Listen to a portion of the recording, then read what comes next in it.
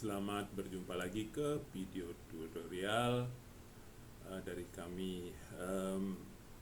Ini adalah aplikasi yang sangat lumayan banyak juga dipergunakan. Jadi kami membuat video ini untuk para klien kami yang siapa tahu lupa untuk proses dan seterusnya yang operasional, yang menjalankan operasional. Jadi di sini adalah inventory. Jadi kalau kita sudah menjelaskan inventory, berarti kedepannya video-video berikutnya ini kami akan menjelaskan tentang retail ya, supermarket, kemudian juga apotek juga pakai, kemudian toko bangunan juga pakai bisa. Jadi yang retail yang untuk minimarket seperti itu. Jadi sini ada proses inventory. Sebelum inventory ini ada setup, tapi kami tidak akan menjelaskan detail karena sudah ada di buku panduannya. Tapi yang kami jelaskan secara global. Tapi kalau nanti klien ada yang meminta untuk menjelaskan atau membuatkan video tutorial, akan kami buatkan. Nah, kalau inventory view ini, jadi dijelaskan di sini adalah nama-nama daripada item barang yang akan dijual. Jadi kita bisa mencarinya per nama atau per barcode gitu ya.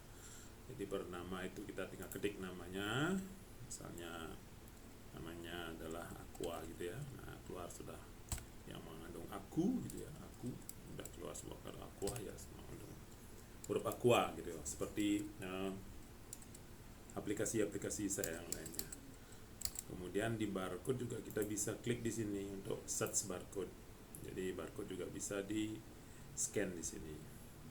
Nah, kemudian secara global di sini adalah ini merupakan sekilas untuk bagaimana item inventory itu jika ada selisih dan seterusnya, itu akan kami bahas.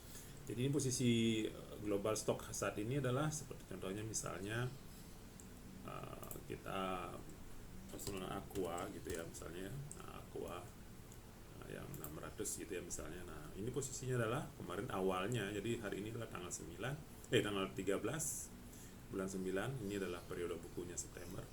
Jadi awalnya 100, terjual hari ini 2, jadi 98 ya. Nah, harga supply ini adalah semua detailnya. Jadi harga supplier itu ya inilah awal bulannya segini 1875 per piecesnya ini ya. Kemudian saat ini ya tetap harga 1875. Nah, kalau mau lihat tabel APP-nya bisa kita klik di sini. Jadi dari mana sih diambil APP? Nah, ini dia. Jadi penjualannya, APP-nya dan seterusnya seperti ini. Jadi kita langsung mengetahui bahwa tanggal 11, tanggal 12, tanggal 13 itu APP-nya segini. Kemudian ketika untuk melihat periode sebelumnya juga bisa di sini, tinggal klik, kemudian kita cari bulan dan tahun berapa. Kemudian di sini juga ada keterangan bahwa kita menjualnya dengan harga 3.500. Jadi retailnya kita untung 86%. Jadi kalau misalnya kita mau jual per dus gitu misalnya ya, ini sini kebetulan ini per pieces jualnya, ini per dus ini harus diubah dulu satuan grosirnya ya. Kalau misalnya seperti ini satuan grosirnya kita buat dus ya, ini pieces, ecerannya pieces, ini dus. Kemudian satu dus isinya berapa, ini sangat penting sekali ya, karena apa, dalam penjualan maupun pembelian kita bisa beli per dus, bisa beli per pieces gitu nanti.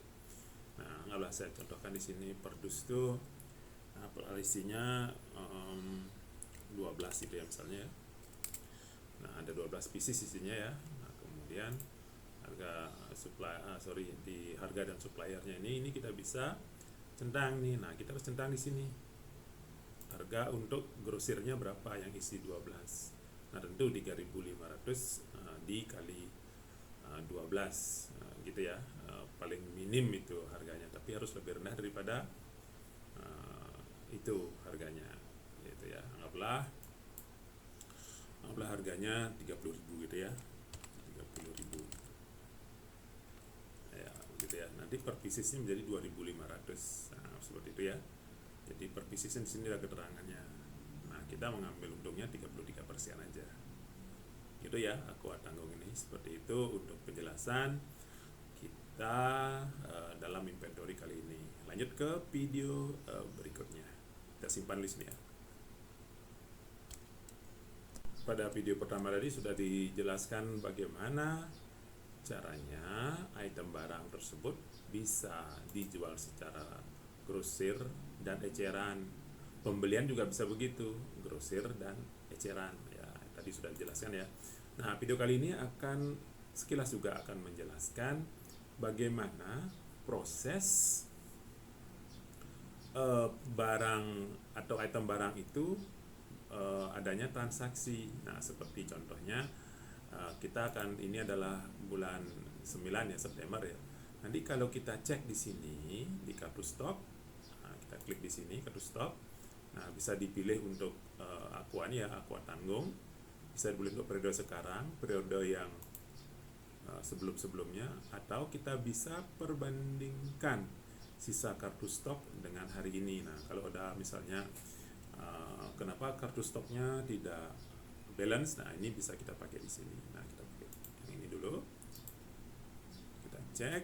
Sekarang akan kelihatan bahwa ada penjualan tanggal 1, ini periodenya September, ingat ya, sehari ini tanggal 13 ya. Nah, di tanggal 13 kemudian ini ada penjualan dan seterusnya ya. Nah, updating ini artinya ini di close. Jadi pada tanggal 7 di close-nya jam 22.02. Nah, ini ada penjualan nih. Tanggal 8 ada penjualan. Jadi langsung ke tanggal 9 dan seterusnya. Jadi tanggal 7 di close-nya segini, penjualannya ada 3 kali. Nah, kalau kita tidak mau memperlihatkan updating ini biar nggak terganggu, tinggal klik di sini. Nah, akan kelihatan penjualannya satu dan seterusnya seperti ini. Sehingga kartu stok ini detailnya, kartu stok ini yang benar, ini kita untuk bandingkan. Ini yang benar, ada penjualan sepanjang ini sudah benar, ini nanti harus sama dengan saldo ini, sisa ini harus sama dengan yang ini sini. Ini namanya yang global. Ya, ini posisi globalnya seperti ini hari ini ya, saat ini, hari ini. Kemudian yang ini adalah yang di breakdown dari tanggal 1 sampai dapat sisa sekian. Karena apa konsepnya? Ketika closing di kasir, itu saldo akhir hari ini akan menjadi saldo awal keesokan harinya. Nah, itu ya untuk kartu stoknya. Kemudian kalau kita bisa melihat, saya mau tahu gimana proses terjadinya harga pokok penjualan. Nah, HPP di sini kita memakai rata-rata ya, virtual ya. Nah, di sini kita bisa cek di sini tabel HPP-nya periode sekarang sama atau periode yang sebelumnya, kita bisa cek. Nah, kita cek dulu periode sekarang. Nah, ini ada nih. Jadi penjualan tanggal 1, tanggal 2 tuh HPP-nya seperti ini dah. Nah, kebetulan tidak berfluktuatif dia. Jadi tetap dia segini karena tetap tidak ada pembelian. Nah, sebenarnya kita sudah menyiapkan satu, misalnya kita mau cek dulu ya. Nah, item barang yang lain ya. Tinggal klik di sini. Ya, kita anggaplah sebagai barcode ya. Nah, kita sudah siapkan di sini barcode-nya. Kita pakai anggap kita pakai scanner barcode ya. Nah, Yakult Pack gitu misalnya ya. Yakult Pack, kalau kita bisa lihat tabel HPP-nya. Nah, akan ada pembelian di sini. Pembelian. Nah, kebetulan nih harganya masih sama nih, dari awal harganya sama masih ya. Harga pokoknya sama. Dan pembelian juga seperti ini dia. Nah, kita coba dengan kode yang lainnya. Barcode lainnya coba ya. Ini analisa dulu ya untuk HPP-nya. Nah, aqua tanggung, oh ya sudah tadi ini aqua tanggung juga sudah. Jadi tabel HPP seperti yang kami jelaskan, saya jelaskan tadi. Jadi kita akan terlihat semua kenapa bisa HPP-nya dapat sekian. Nah, selanjutnya akan dijelaskan bagaimana setiap hari gimana caranya kita melihat history stoknya. Nah, history stok sekaligus juga jika ada ketidaksamaan antara global stok yang di sini dengan di kartu stok. Nah, sampai jumpa ke video berikutnya. Ya, video kali ini akan menjelaskan history atau ini kan posisinya saat ini ya, saat ini seperti awalnya berapa, pembelian berapa, penjualan berapa, retur, kemudian penyesuaian yang mengurangi, penyesuaian yang menambah ya. Nah, jadi ini nanti akan dipelajari di modul pembelian untuk detailnya. Nah, ada juga retur customer ya, jadi customer mengembalikan barang kalau memang ada kebijakan seperti itu. Nah, untuk kita mengetahui ini saat ini 98 ya sisanya. Untuk mengetahui yang sebelum-sebelumnya atau kita akan melihat historinya, kita bisa cek di re-update stock. Nah, kita pilih di sini nama inventory-nya apa, misalnya Aqua Tanggung ya. Kita ketik aja Aqua Tanggung gitu misalnya. Kita enter, tidak ditemukan karena namanya tidak ada, tinggal iya saja, tapi sudah akan tercantum di sini, tinggal pilih ya. Nah, tanggal lewat misalnya tanggal 1 pasti akan 1 ya tanggal, kita tinggal refresh di sini. Nah, historinya begini, awalnya 121 terjual sekian, sisanya 120 di tanggal 1. Kemudian kita cek lagi tanggal 2. Nah, ingat ini ya, 120 sisanya. Yang refresh. Nah, ini 120 terjual 4, jadi sisanya 116. Oh, udah benar. Masuk lagi tanggal 3 dan seterusnya seperti itu. Kalau kita mau ngecek untuk stoknya ya. Nah, kita mau ngecek stoknya seperti itu. Ya, tanggal 3 kita cek lagi dan seterusnya seperti itu ya. Jadi sampai kita menemukan di mana kira-kira selisihnya tanggal berapa. Nah, nanti kalau kita ketemu misalnya selisihnya itu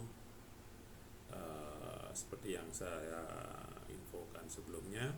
Jadi biasanya itu kenapa bisa selisih itu karena umur hardware-nya. Umur hardware itu sudah tua atau biasanya ini tidak dikerjakan di server tetapi dikerjakan di station atau klien di komputer yang lainnya yang terhubung ke server. Nah, kualitas daripada koneksinya nggak bagus. Nah, itu kira-kira penyebabnya. Atau tiba-tiba mati listrik. Jadi pas update ini sistemnya jadi tiba-tiba mati listrik, nggak sempat diupdate. Nah, tinggal diupdate seperti ini aja. Nah, akan diinfokan bahwa rekalkulasi Aqua Tanggung bla bla bla dari tanggal 3 sampai tanggal 3 ini bisa kita sampai tanggal berapapun, bisa sampai tanggal hari ini ya. Nah, saldo dan seterusnya akan diproses. Nah, tinggal iya saja tekan di sini. Nah, tunggu prosesnya. Jadi dia akan update. Nah, sekali lagi update ini diperlukan jika memang terjadi selisih ya. Selisih itu karena ya seperti tadi faktor umur daripada hardware-nya, kemudian tiba-tiba listriknya ada gangguan dan seterusnya. Jadi sistem belum sempat untuk update, tiba-tiba sudah putus gitu ya, atau sudah selesai ya. Ada seperti itu.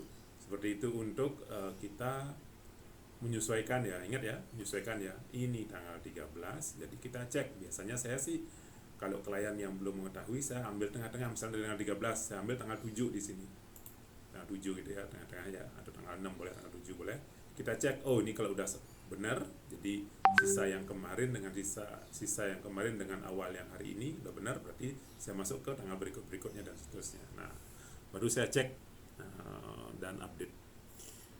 Demikian untuk pengecekan jika kartu stok.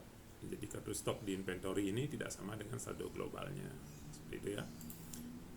Lanjut ke video berikutnya. Video kali ini ya kita akan coba membuatkan satu item ya. Kita coba buatkan. Seperti biasa kita klik baru. Nah, kita harus tahu nih main kelasnya apa, anggaplah makanan, terus subkelasnya apa, biskuit ya, biskuit, kemudian ini barcode-nya, jadi kita scan dia, misalnya keluar kodenya seperti itu ya, satunya 7 kali itu misalnya. Nah, kemudian nama pendeknya apa, namanya biskuit Roma misalnya, atau Roma gitu ya. Nah, Roma gitu. Nah, detailnya apa, misalnya Roma rasa apa gitu, atau detailnya oh ya, Oh ya, tipsnya juga begini ya, untuk yang nama pendek juga harus isi gini ya, isi juga detailnya ya, karena ada juga kemarin kita lihat di klien itu misalnya minuman jenis A gitu. Jenis A itu ada rasa-rasanya, dan karena scannya berbeda-beda, scan barcode-nya beda-beda. Ada misalnya rasa strawberry, ada rasa coklat dan seterusnya, vanilla. Nah, harus itu kita detailkan, dan mililiternya juga di sini. Kadang-kadang ada misalnya ada yang rasa coklat 150 ml dan seterusnya, itu harus benar-benar detail ya, dibedakan antara satu dengan yang lainnya. Nah, kemudian satuan grosir, anggaplah sekarang ini kita membuat grosir ya. Kalau enggak membuat grosir, kita jual pieces, artinya persatuan. Pembeliannya juga persatuan. Jadi tinggal kita pieces di sini seperti ini ya. Kalau kita nanti membeli dan menjualnya dalam bentuk pieces. Tetapi saya ditanya, Pak, kita menjualnya pieces, cuman membelinya kadang-kadang kita juga ada per dus gitu misalnya. Nggak apa-apa, ini buat kita jadi per dus. Nah ini ya satuan grosirnya per dus, ininya per pieces, atau apa ya biasanya, kotak ya, atau bungkus atau kotak atau botol aja ya. Nah seperti itu. Ya misalnya seperti itu ya, Roma rasa coklat bungkus lah, bungkus per bungkus ya. Nah gini ya, jadi satu ada nanti kita membelinya per dus, atau membelinya juga kita bisa per eceran juga, per bungkus misalnya ya. Kayak bir gitu misalnya, seperti klien kami, kadang-kadang mereka membeli kerat, tapi kalau misalnya nggak dapat kerat itu karena kebutuhannya tinggi, mereka juga membelinya per persatuan, nantinya per botol. Nah, bisa juga seperti itu. Nah, nanti kita akan praktek dalam pembelian ya. Nah, satuan grosirnya dus, ini kemudian ecerannya bungkus. Anggap kita nanti menjualnya adalah per bungkus, tidak ada grosir, tetapi membelinya kita bisa per grosir, dalam hal ini dus ya. Nah ini harus kita konversikan, satu dus isinya berapa, anggaplah isinya 10 gitu ya. 10 itu ya. Reordernya artinya kalau misalnya kita sudah harus mencapai sekian angkanya di sini, kita harus order lagi ya, misalnya 6 gitu misalnya, kita harus sudah order lagi. Minimum stok lebih kecil daripada order, jadi minimum itu paling sedikit harus ada di sana dulu per 4 gitu misalnya. Maksimumnya, nah misalnya maksimumnya isinya itu barangnya tuh adanya misalnya berapa, 20 gitu ya. Nah, nanti pada saat pembelian, kalau maksimumnya masih 10, ini akan ditolak sama sistem gitu ya. Tapi kalau minimum nanti akan merah di sini nanti. Itu bertanda kita harus segera membeli. Nah, kemudian masuk lagi ke, atau di sini ya saya bahkan lagi, Pak, gimana kalau misalnya nggak ada kode, misalnya kita jualan kerupuk, keripik yang olahan UMKM nggak ada. Nah, ini kita bisa buat sendiri kodenya di sini, mengetiknya di sini ya. Pak, misalnya apa aja boleh. Atau dibuatkan kode sama sistem, buat kode secara otomatis, yang diklik aja. Nah, dia ngasih kode seperti ini. Anggaplah tadi itu misalnya kita satu karena di scan pakai barcode ya 7 ya, 2 kali. Nah sekarang yang di sini ini yang paling penting. Jadi ini adalah harga retailnya berapa, harga per piecesnya berapa kita jualnya.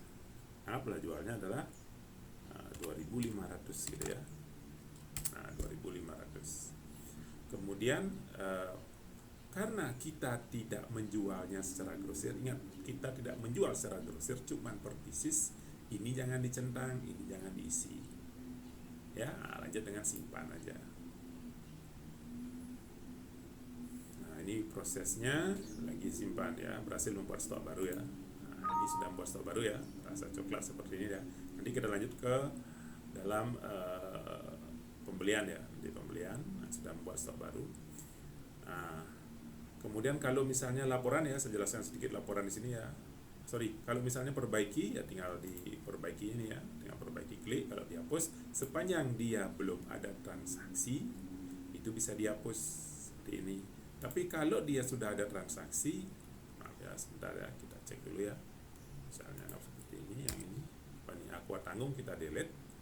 dia akan dikasih kita peringatan atau warning bahwa sebelumnya sudah ada di story, jadi sudah ada ya, pernah terjual, tak boleh dihapus. Tapi bisa dinonaktifkan di sini ya, nanti perbaiki kemudian nonaktifkan di sini bisa, biar nggak banyak misalnya nanti laporan biar nggak banyak, jadi yang nonaktif akan tidak diperlihatkan di laporan. Nah, menyinggung ke laporan, di sini dia laporannya ya. Nah, silakan mau tanggal berapa, tanggal yang lewat atau yang hari ini, apa yang main kelasnya makanan aja, minuman aja atau semuanya bisa dilihat. Ini kertas yang kecil atau kertas yang besar, kita bisa pilih di sini. Untuk yang reorder yang seperti saya bilang tadi, yang perlu di reorder aja semuanya, atau pilih raknya, rak berapa aja, ini ada rak dan seterusnya. Yang ada expirednya juga. Nah, saya juga menyediakan di sini konsinyasi atau tidak, kita bisa lihat juga laporannya. Dan jangan lupa kita bisa juga nyetak barcode di sini, asalkan ada mesin barcode-nya, kita bisa nyetak barcode per item ini ya. Kartu stok sudah tadi, barcode sudah, reupdate, print sudah. Nah, nanti kita lanjut ke pembelian ya. Stok saya kira sudah cukup sekian pembuatan dan seterusnya. Nanti kalau ada pertanyaan atau request nanti tinggal di WA atau email saya. Demikian video kali ini untuk inventory, kita lanjut ke pembelian ya nanti. Terima kasih.